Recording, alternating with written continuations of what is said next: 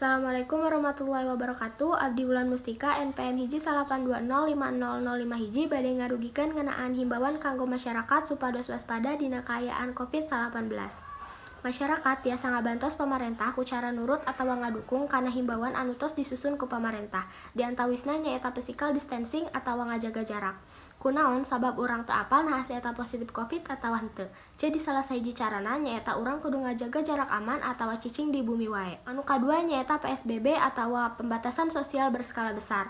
PSBB di dieu teh maksudna lain ngalarang atawa sagala ulah, tapi dibatos supados tiasa ngurangan sumebarna ieu virus. Urang pasti moal bisa lamun cicing di bumi wae, sabab urang aya sababaraha kaperluan, misalna meser kabutuhan dapur atawa nu sejena. Jadi lamun urang bade kaluar bumi, tong hilap atawa bade ka mana-mana tong hilap ngangge masker, sabab eta salah sahiji cara anu paling gampil supados tiasa ngurangan ieu virus. Tong hilap oge kanggo ngajaga kabersihan, misalna kudu rajin ngumbah panangan ku sabun. Cekap sakitu nu kapihatur. Wassalamualaikum warahmatullahi wabarakatuh.